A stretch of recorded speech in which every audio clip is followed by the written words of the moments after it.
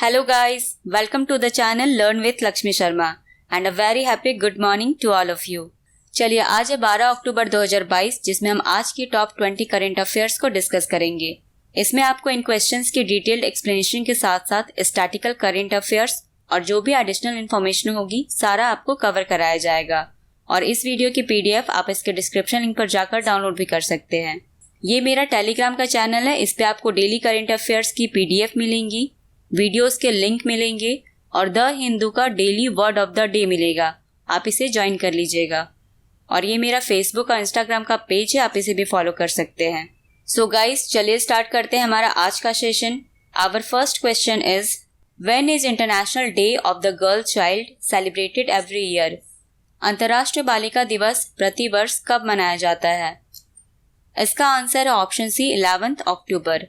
हर साल 11 अक्टूबर को अंतर्राष्ट्रीय बालिका दिवस सेलिब्रेट किया जाता है।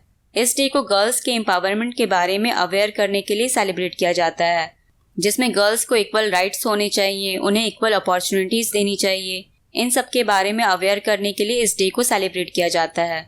इस डे को 2011 में यूनाइटेड जनरल असेंबली द्वारा एस्टैब्लिश किया गया था और पहली बार इस डे को 2012 में सेलिब्रेट किया गया था और इस साल 2022 में इस डे की थीम रखी गई है Our time is now, our rights, our future. Next question is, where has the 4th Heli India Summit 2022 been inaugurated? चौथे हेली इंडिया शिखर सम्मेलन 2022 का उद्घाटन कहाँ किया गया है? इसका आंसर है option D Srinagar. Civil aviation के यूनियन मिनिस्टर ज्योतिरादित्य सिंधिया ने हाल ही में चौथे हेली इंडिया समिट का उद्घाटन श्रीनगर में किया है।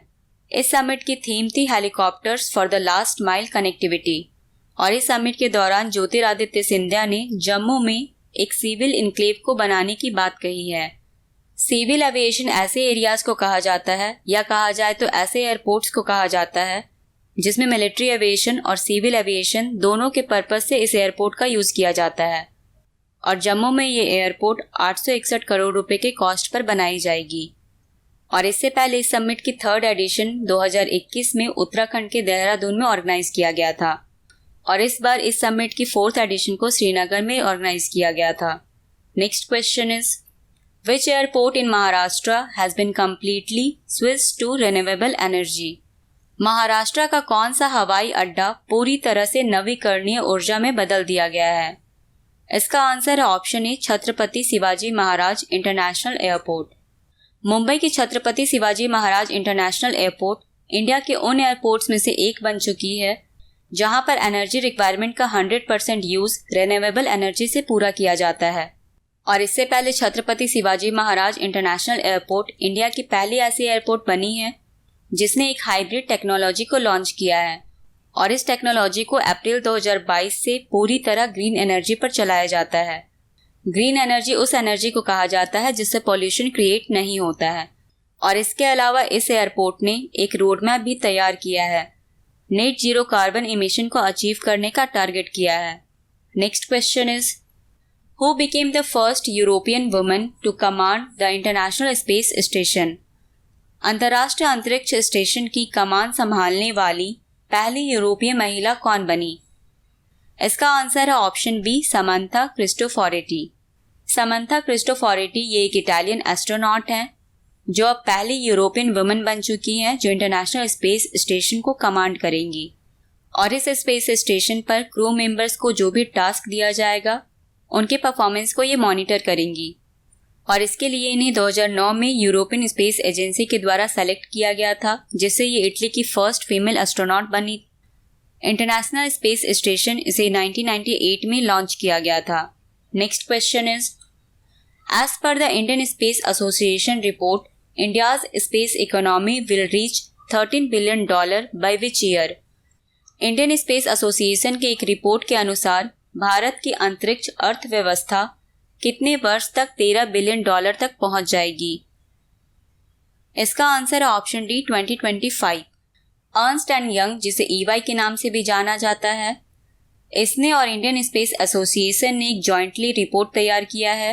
इस रिपोर्ट के अनुसार इंडिया की स्पेस इकोनॉमी 2025 तक $13 बिलियन पहुंच जाएगी और स्पेस इकोनॉमी को बढ़ाने के लिए सैटेलाइट सर्विसेज जो एक मेजर पार्ट होता है इस रिपोर्ट के अनुसार 2025 तक इस सैटेलाइट सर्विसेज का शेयर बढ़कर 36% हो जाएगा, जिससे इंडिया की स्पेस इकोनॉमी और भी अच्छी होगी।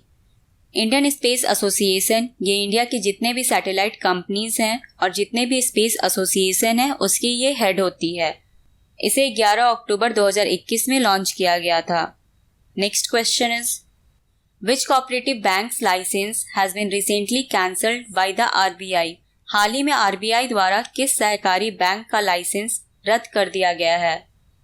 इसका आंसर है ऑप्शन डी, सेवा विकास कोऑपरेटिव बैंक। सेवा विकास कोऑपरेटिव बैंक ये एक पुणे बेस्ड कोऑपरेटिव बैंक है जिसका लाइसेंस हाल ही में आरबीआई ने कैंसिल कर दिया है। और इस कोऑपरेटिव बैंक के लाइसेंस को रद्द करने का ये रीज़न है कि इस कोऑपरेटिव बैंक में एडिक्वेट कैपिटल नहीं है, जिससे इस बैंक की अर्निंग प्रॉस्पेक्ट भी अच्छी नहीं होगी, इसलिए अब इसके लाइसेंस को कैंसिल कर दिया गया है। और चूंकि इस बैंक के पास एडिक्वेट कैपिटल नहीं है, इसलिए ये बैंक अपने डिपॉजिटर्स को फुल पेमेंट करने में अनेबल है, इसलिए इस बैंक के लाइसेंस को आरबीआई ने कैंसिल कर दिया है। आरबीआई इसे रिजर्व बैंक ऑफ इंडिया कहते हैं। इसे 1 अप्रैल 1935 को इस्टेब्लिश किया गया था। इसका हेडक्वार्टर मुंबई में है और इसके 25th गवर्नर है Shaktikanta Das. Next question is which state has launched the Him care scheme. किस राज्य ने हीम कैड योजना शुरू की है? इसका आंसर है ऑप्शन सी, हिमाचल प्रदेश। हिमाचल प्रदेश की गवर्नमेंट ने हिमाचल प्रदेश के फार्मर्स को इरिगेशन फैसिलिटीज़ प्रोवाइड करने के लिए एक नई स्कीम को लॉन्च किया है। इस स्कीम का नाम है हीम कैड। इस स्कीम के थ्रू हिमाचल प्रदेश के किसानों के खेतों को जोड़ा जाएगा, जिसके through better water conservation, crop diversification और इंटीग्रेटेड फार्मिंग की फैसिलिटीज़ प्रोवाइड की जाएगी। इस स्कीम के थ्रू इन किसानों को इन्फॉर्मेशन प्रोवाइड की जाएगी जिसमें ये कैसे वाटर का कंजर्वेशन कर सकते हैं, कैसी हाई क्वालिटी की फसल उगा सकते हैं, इन सब के बारे में इंफॉर्मेशन दी जाएगी। और एक लेटेस्ट डेटा के अनुसार हिमाचल प्रदेश का एग्रीकल्चर एरिया का 80% रेन फेड एरियाज है, यहाँ पर सूखा है। हमारा अगला क्वेश्चन है which state launch the football for all programme. किस राज्य ने सभी के लिए फुटबॉल कार्यक्रम शुरू किया है? इसका आंसर है ऑप्शन ए, ओडिशा। ओडिशा के चीफ मिनिस्टर नवीन पटनायक ने हाल ही में ओडिशा के इमर्जिंग फुटबॉलर्स के लिए एक नए प्रोग्राम को लॉन्च किया है। इस प्रोग्राम का नाम है फुटबॉल फॉर ऑल। ये प्रोग्राम ओडिशा के स्कूली बच्चों के लिए लाया गया है, जिसमें अगर किसी को इंटरेस्ट है फुटबॉल खेलने में तो उन्हें ट्रेनिंग दी जाएगी, उन्हें सिखाया जाएगा, उन्हें अलग अलग स्टेट लेवल, डिस्ट्रिक्ट लेवल पर खिलाया जाएगा, जिससे वो बाद में एक टॉप लेवल के फुटबॉलर बन सकते हैं। इस प्रोग्राम को फीफा ने ओडिशा के Kalinga institute of industrial technology और Kalinga institute of social science के साथ मिलकर शुरू किया है और ये इस तरह का इंडिया में पहला प्रोग्राम है जिसे फीफा ने स्टार्ट किया है। ओडिशा इसकी कैपिटल है भुवनेश्वर, इसके गवर्नर है Ganeshi Lal. Next question is which became the first actor to film in outer space. बाहरी अंतरिक्ष में फिल्म करने वाले पहले अभिनेता कौन बने? इसका आंसर है ऑप्शन बी, टॉम क्रूज। ये अब पहले एक्टर बन चुके हैं जो आउटर स्पेस पर फिल्म की शूटिंग करेंगे। इन्होंने हाल ही में एक फिल्म को साइन किया है जिसके डायरेक्टर है डॉग लिमान। इस फिल्म में एक सीन होगा जिसमें इन्हें स्पेस वॉक पर परफॉर्म करना है और इसके लिए इन्होंने और इस फिल्म के डायरेक्टर दोनों ने यूनिवर्सल फिल्म एंटरटेनमेंट ग्रुप, जिसे UFEG कहते हैं, इसे अप्रोच किया है। और अगर यहाँ से अप्रूवल मिल जाता है तो टॉम क्रूज ऐसे पहले एक्टर होंगे जो आउटर स्पेस पर शूट करेंगे। Next question is who won the ICC women's player of the month award for September 2022। सितंबर 2022 के लिए ICC women's player of the month का पुरस्कार किसने जीता? इसका आंसर है ऑप्शन डी, हरमनप्रीत कौर। हरमनप्रीत कौर जो करंट में इंडियन विमेन टीम की कैप्टन है, इन्हें इस साल सितंबर महीने का ICC women's player of the month का अवार्ड दिया गया है और इन्हें यह अवार्ड इंग्लैंड के खिलाफ ODI सीरीज में इनके परफॉर्मेंस के लिए दिया गया है। हाल ही में इंडिया ने इंग्लैंड को 3-0 से हराकर इस ODI सीरीज पर कब्जा किया था और ये 1999 के बाद पहला सीरीज है जिसमें इंडिया ने इंग्लैंड के खिलाफ इस सीरीज को जीता है। इसके अलावा मेंस कैटेगरी में ये अवार्ड पाकिस्तान के विकेट कीपर मोहम्मद रिजवान को दिया गया है। इन्हें इस साल सितंबर महीने का ICC men's player of the month का अवार्ड दिया गया है। ये हैं पाकिस्तान के मोहम्मद रिजवान जिन्हें ये अवार्ड दिया गया है। चलिए आगे बढ़ते हैं। हमारा अगला क्वेश्चन है Who chaired the 2022 UN World Geospatial International Congress? 2022 संयुक्त राष्ट्र विश्व भू स्थानिक अंतर्राष्ट्रीय कांग्रेस की अध्यक्षता किसने की? इसका आंसर है ऑप्शन सी, नरेंद्र मोदी। प्रधानमंत्री नरेंद्र मोदी ने हाल ही में 2022 का United Nations World geospatial international congress को चेयर किया है। इस कॉन्फ्रेंस की थीम थी geo enabling the global village, no one should be left behind.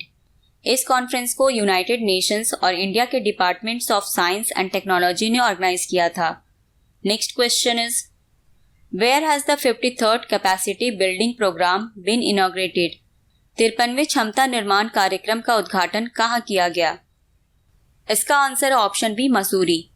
हाल ही में 53rd कैपेसिटी बिल्डिंग प्रोग्राम को कर्नाटका के मसूरी में इनॉग्रेट किया गया। ये प्रोग्राम लगभग 2 वीक चलेगी। इस प्रोग्राम को बांग्लादेश के सिविल सर्वेंट्स के लिए स्टार्ट किया गया है, जिसे कर्नाटका के मसूरी के national centre for good governance में स्टार्ट किया गया है। एनसीजीजी और लबासना ये ऐसे इंस्टीट्यूट्स हैं जहां पर इंडिया के न्यूली सिविल सर्वेंट्स को ट्रेनिंग दी जाती है, और ये एनसीजीजी ऐसा अकेला इंस्टीट्यूट है जहां पर बांग्लादेश के सिविल सर्वेंट्स को ट्रेनिंग दी गई है। इस इंस्टीट्यूट में लगभग 1727 फील्ड लेवल ऑफिसर्स को ट्रेनिंग दी गई है। एनसीजीजी इसे 2014 में इंडियन गवर्नमेंट के द्वारा सेटअप किया गया था, और ये इंस्टीट्यूट सिविल सर्वेंट्स के ट्रेनिंग के लिए इंडिया का एपिक्स इंस्टीट्यूट है। हमारा अगला क्वेश्चन है, which initiative was launched on the occasion of world mental health day? विश्व मानसिक स्वास्थ्य दिवस के अवसर पर किस पहल का शुभारंभ किया गया है? इसका आंसर है ऑप्शन ए, टेलीमानस। टेलीमानस इसे tele mental health assistance and networking across state कहते हैं। ये यूनियन हेल्थ मिनिस्ट्री की एक इनिशिएटिव है जिसे मेंटल हेल्थ पेशेंट के लिए लॉन्च किया गया है। इस इनिशिएटिव को 10 अक्टूबर को वर्ल्ड मेंटल हेल्थ डे के अवसर पर लॉन्च किया गया है, जिसे कर्नाटका के गवर्नर थावर चंद गहलोत ने इनॉग्रेट किया है। इस इनिशिएटिव के थ्रू इंडिया के सभी मेंटल हेल्थ सर्विसेज सेंटर पर 24/7 फ्री सर्विस प्रोवाइड की जाएगी, और इसके लिए एक टोल फ्री और एक हेल्पलाइन नंबर को भी प्रोवाइड किया गया है। ये हेल्पलाइन नंबर है 14416। इस नंबर पर कभी भी कॉल किया जा सकता है और मेंटल हेल्थ सर्विसेज से जुड़ी जानकारी प्राप्त की जा सकती है। Next question is, where has phase 1 of Modi Shaikshanik Sankul been inaugurated? Modi Shaikshanik संकुल की चरण 1 का उद्घाटन कहाँ किया गया है? इसका आंसर है ऑप्शन डी, गुजरात। प्रधानमंत्री नरेंद्र मोदी ने मोदी शैक्षणिक संकुल का फेज 1 का उद्घाटन गुजरात के अहमदाबाद में किया है। मोदी शैक्षणिक संकुल ये एक एजुकेशनल कॉम्प्लेक्स है जो नीडी स्टूडेंट्स के लिए लॉन्च किया गया है, और इस कॉम्प्लेक्स में स्टूडेंट्स के डेवलपमेंट के लिए फैसिलिटीज प्रोवाइड की जाएगी। इसके अलावा प्राइम मिनिस्टर नरेंद्र मोदी ने गुजरात के ही जामनगर में लगभग 1460 करोड़ रुपए का प्रोजेक्ट को लॉन्च किया है। इसके अलावा इन्होंने गुजरात के दाहेज में 800 TPD कास्टिक सोडा प्लांट को भी इनॉग्रेट किया है। Next question is, Chandrayaan 2 has found an abundance of dash on the moon for the first time. Chandrayaan 2 ने पहली बार चंद्रमा पर इनमें से किसकी बहुतायत मात्रा पाई है? इसका आंसर है ऑप्शन सी, सोडियम। चंद्रयान 2 के ऑर्बिटर ने हाल ही में पहली बार चंद्रमा के सरफेस पर सोडियम की बहुतायत मात्रा पाई है, और इसके लिए इसने क्लास टेक्नोलॉजी को यूज किया था। क्लास जिसे Chandrayaan large area soft X ray spectrometer कहते हैं। इस टेक्नोलॉजी का यूज कर पहली बार चंद्रयान 2 के ऑर्बिटर ने चंद्रमा के सरफेस पर सोडियम को पाया है, और इसकी खोज को सितंबर महीने के पिछले सप्ताह में द एस्ट्रोफिजिकल जर्नल लेटर्स पर पब्लिश किया गया था। चंद्रयान 2 इसे 22 जुलाई 2019 को लॉन्च किया गया था। Next question is, who won the 2022 Astana open title? 2022 का अस्ताना ओपन का खिताब किसने जीता? इसका आंसर है ऑप्शन डी, नोवाक जोकोविच। नोवाक जोकोविच जो सर्बिया के एक टेनिस प्लेयर हैं, इन्होंने हाल ही में इस साल 2022 का अस्ताना ओपन का टाइटल जीता है। ये चैंपियनशिप कजाकिस्तान में आयोजित की गई थी, जिसमें इन्होंने इस टूर्नामेंट के फाइनल में ग्रीस के स्टीफानोस टिस्टिपास को हराकर इस टाइटल को जीता है, और ये नोवाक जोकोविच का अब तक का 90th ATP टाइटल है। ATP मतलब एसोसिएशन ऑफ टेनिस प्रोफेशनल्स। इन्होंने अब तक टोटल 21 ग्रैंड स्लैम जीते हैं और ये इनका इस साल का 4th टाइटल था। इसके अलावा इस टूर्नामेंट के मेंस डबल में निकोला मैक्टिक और मेट पाविक ने इस टाइटल को जीता है और ये इनका इस सीजन का 5th टाइटल है। Next question is which state will set up 4 horticulture estates? कौन सा राज्य 4 बागवानी संपदा स्थापित करेगा? इसका आंसर है ऑप्शन ए पंजाब। पंजाब की गवर्नमेंट ने अनाउंसमेंट की है कि वे अपने स्टेट के 4 जिलों में हॉर्टिकल्चर एस्टेट को एस्टैब्लिश करेंगे। ये 4 जिले हैं फिरोजपुर, गुरदासपुर, फरीदकोट और लुधियाना। इन हॉर्टिकल्चर एस्टेट्स में नई नई टेक्नोलॉजीज, नई नई मशीनरीज को यूज किया जाएगा, जिससे जो इसके हॉर्टिकल्चरिस्ट होंगे, जो इसकी खेती करते हैं, उन्हें कम कॉस्ट पर हाई क्वालिटी के फ्रूट्स या प्रोडक्ट्स को उगाने में ये फैसिलिटी प्रोवाइड करेगी। पंजाब, इसके कैपिटल है चंडीगढ़, इसके चीफ मिनिस्टर है भागवंत मान और इसके गवर्नर है Banwari Lal Purohit. Next question is which bank has partnered with Vayana network on supply chain finance? आपूर्ति श्रृंखला वित्त पर वायाना नेटवर्क के साथ किस बैंक ने भागीदारी की है? इसका आंसर है option B IDBI bank. IDBI bank ने अपने कस्टमर्स को डिजिटल सर्विस प्रोवाइड करने के लिए एक पुणे बेस्ड वायना नेटवर्क के साथ पार्टनरशिप किया है। इस पार्टनरशिप के थ्रू इंडिया में सप्लाई चेन फाइनेंस के ग्रोथ को बढ़ाया जाएगा, जो अभी GDP का करीब 1% से भी कम है। इसमें सप्लाई चेन फाइनेंस क्या है?